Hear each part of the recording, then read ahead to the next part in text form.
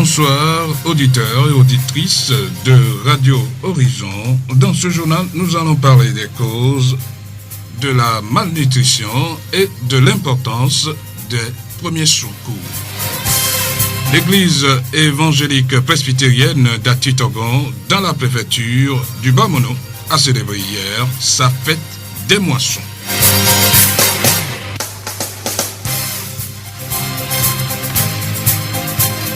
Radio Horizon à Thiviers sur 101.1. Une fois encore bonsoir, nous ouvrons cette édition avec les causes de la malnutrition.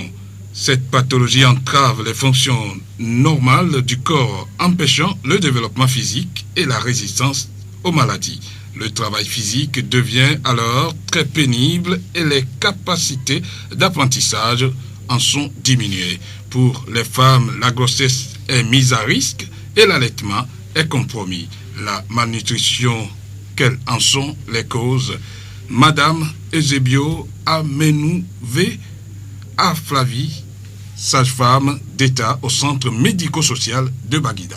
Les causes de la malnutrition sont vraiment nombreuses. Premièrement, prenons les causes nutritionnelles. La maman qui n'est pas bien informée et la maman qui n'allaite pas exclusivement son enfant au sein. On sait que dès la naissance jusqu'à l'âge de 6 mois, l'enfant doit être alimenté exclusivement au sein. La maman qui donne autre aliment à son enfant, à part le lait maternel, l'enfant là peut toutefois tomber dans la malnutrition, d'autant plus qu'elle reçoit d'autres nutriments qui ne sont pas appropriés à son organisme. Donc cet enfant-là peut, dès le bas âge, commencer la malnutrition. Et la malnutrition, on peut le voir à partir du 6 mois, quand on voit qu'il y a, en ce moment, il y a sevrage, c'est-à-dire il y a introduction d'un autre aliment et la maman ne sait quoi donner à l'enfant. L'enfant peut toutefois rentrer dans la malnutrition aussi. Et il y a les causes d'infrastructure aussi, il y a beaucoup de causes. Les enfants malnutris, on peut dire que dans la région maritime, avant c'était à 12,9% et maintenant, avec l'appui de l'UNICEF, on est jusqu'à 5% maintenant. Mais la guerre n'est pas encore finie. Nous devons continuer jusqu'à avoir au moins 0% d'enfants malnutris dans la région maritime. Comment aller chercher ces enfants-là? Puisqu'il y a des mamans qui me connaissent celles-ci. Donc les enfants peuvent rester à la maison avec elles. Elles ne vont pas savoir que cet enfant est en train de faire une malnutrition. La maman, quand elle voit que l'enfant grossit, elle ne va pas savoir que l'enfant doit avoir un tel poids ou ne doit pas avoir ce poids-là. Donc c'est à nous d'aller leur donner des informations maintenant. Madame Eusebio Amenouvé Afiavi, sage-femme d'État au centre médico-social de Baguida. La voix du Zion. Les accidents de la vie courante représentent plus de 20 000 décès chaque année. Les pertes en vie humaine sont souvent causées par l'absence de premiers secours, des gestes simples qui peuvent augmenter la chance de vie des accidentés. La journée mondiale des premiers secours, célébrée le 12 septembre de chaque année, a pour objectif de favoriser l'apprentissage des gestes qui sauvent. Au Togo, la Croix-Rouge offre depuis quelques années des formations aux populations sur les premiers secours. Gaston Aké, agent de mobilisation communautaire à la Croix-Rouge togolaise. Il s'agit en fait de sauver des gens qui sont en situation de danger. Ce sont des premiers gestes d'urgence qui sont pratiqués pour sauver la vie des gens qui sont en danger. Comment les premiers secours doivent-ils être apportés à l'accidenté? Lorsque le secouriste est en face d'une personne en danger, il y a certains gestes que ce secouriste-là pose pour sauver la vie de cette personne-là. Je donne un exemple précis. Au cours d'un match de football, on nous sollicite souvent pour aller faire le secourisme au stade. Lorsque quelqu'un tombe, d'abord, on le fait sortir de l'aire de jeu et on vérifie ce que nous appelons sa conscience, sa respiration et sa circulation. Ce sont des gestes que nous apprenons aux secouristes et qu'ils pratiquent lorsqu'ils sont en face de quelqu'un qui est en danger. Parlons à présent de la cystite, une inflammation de la vessie généralement causée par une infection.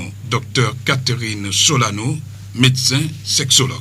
La rhinocystite, c'est une inflammation de la vessie et c'est presque toujours dû à une infection urinaire. Alors, ce qui se passe, c'est que des microbes, qui sont des bactéries, se trouvent dans la vessie et comme c'est un réservoir d'urine, elles sont comme dans une piscine bien chauffée, elles se trouvent super à l'aise et puis elles se multiplient et du coup, on va avoir plein de bactéries qui se développent. Et quand ça se produit, on a envie d'uriner tout le temps parce que la vessie est irritée. Ça brûle quand on urine et souvent les urines sont troubles au lieu d'être transparentes. Et puis, parfois, il y a même un petit peu de sang dans les urines. Quel est alors le lien entre la cystite et les relations sexuelles? Pendant la relation sexuelle, il y a des frottements au niveau de la vulve. Et la vulve, c'est une zone où on peut avoir pas mal de bactéries, tout simplement parce que l'anus est tout près. Et les infections urinaires, c'est souvent lié à des bactéries venant de la zone de l'anus. Et donc, avec un frottement, on peut amener une bactérie près de l'entrée de l'urètre, parce que c'est pas loin, ça fait seulement quelques centimètres. Les bactéries vont remonter dans la vessie et ça entraîne une infection urinaire. C'est pour ça qu'il y a des femmes qui ont des cystites après un rapport sexuel. Comment éviter la cystite? Le geste le plus important pour une femme, c'est d'aller uriner tout de suite après un rapport sexuel. Il y a des gens qui trouvent pas ça romantique, mais c'est hyper pratique et utile. Donc de cette manière, le jet d'urine expulse les bactéries qui auraient eu tendance à remonter, il les pousse vers l'extérieur.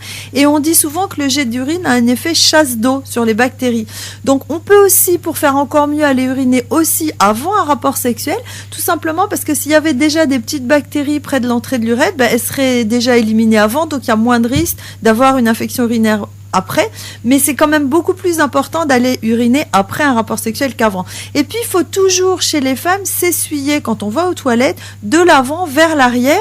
Ça permet de jamais apporter de bactéries vers l'avant. Les mamans doivent apprendre ça à leurs petites filles.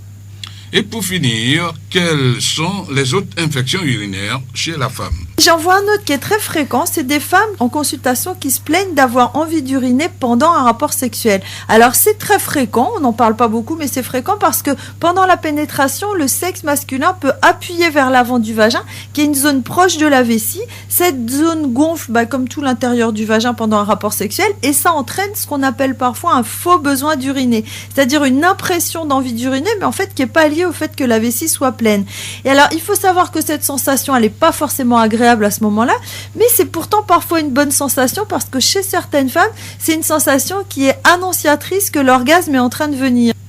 Nous remercions Dr Catherine Solano, médecin sexologue, pour ces informations sur la cystite. La voix du Zion. À Titogon, préfecture du Bas-Mono, dans cette localité où fabrication de paniers va avec la culture des tomates, l'église évangélique presbytérienne du Togo a célébré dimanche sa fête des moissons. Témoigne de ta foi par des bonnes œuvres. C'est le thème retenu cette année. Louanges et ventes de charité ont marqué la célébration. Kujo Kojo Maoupemo, pasteur du district d'Atitogon. En pensée et en acte, le chrétien doit se présenter, doit s'afficher par de bonnes pensées, de bonnes paroles, paroles d'optimisme et non de pessimisme. Je n'ai pas cru qu'on peut trouver 500 000. Et heureusement, on a quand même au moins 500 000. Gloire à Dieu Jésus-Christ. Finalement, je crois que le Saint-Esprit va triompher. Le Saint-Esprit va triompher. Dieu a préparé ses messagers. Comme le dit le philosophe, en toute chose, il faut considérer la fin. C'est la fin qui justifie le moyen. Les ressortissants d'Atitogon vivant à Lomé ont pris part à la célébration. Pour cette association, il s'agit de mobiliser des fonds pour la reconstruction de la paroisse évangélique d'Atitogon. Madame Koubé Clarisse, membre de l'association des ressortissants d'Atitogon à Lomé. Il y a plus de fidèles qui viennent encore et à cause de leurs zones rurales, tous sont partis à Lomé. Mais il y a encore des jeunes qui sont là, mais ils ne viennent plus à l'église. J'aimerais faire appel à mes frères et sœurs du village de revenir à l'église et puis tous ensemble nous allons construire le temple et remettre tout en ordre. Et de surcroît, j'aimerais faire aussi appel à ceux qui sont aussi à l'extérieur. Nous ne devons pas oublier là où nous sortons. Nous devons tous revenir à la base et de construire là. Et si nous revenons de l'extérieur et que si nous venons avec les amis, avec la tête haute, nous pourrons présenter notre église et puis le village à tous. Parmi les fidèles de cette église, les enfants sont majoritaires. Ceci explique le vieillissement de la population d'Atitogon. Pour pasteur Kujo Kojo Maupemo du district d'Ati Togon, il faut motiver les fidèles. Je sais qu'ils sont des mineurs, des petits. Vous voyez que dimanche passé, les hommes étaient seulement au nombre de 9, femmes quelques 14. Ils ne sont pas nombreux, mais ils sont courageux. Je les encourage encore au nom de Jésus-Christ. Et je les oins par cette parole de l'onction, de courage, onction d'opulence et non d'indigence. Non, opulence, opulence, opulence. La messe s'est déroulée dans une belle ambiance entretenue par les chorales de la paroisse.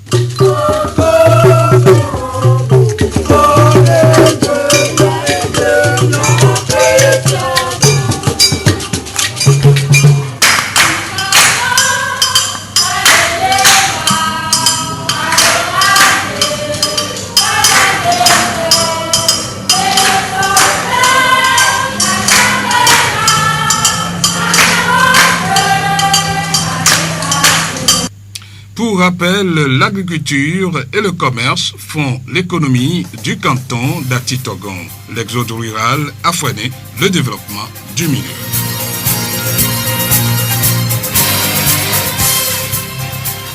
Exige beaucoup de toi et attend peu des autres. Ainsi, beaucoup d'ennuis te seront épargnés. C'est avec cette citation de Confucius, philosophe chinois, que nous refermons ce journal. Merci de l'avoir suivi. Présentation Séverin Ayenfort, réalisation Mustapha Yolo. Très bonne suite de nos programmes.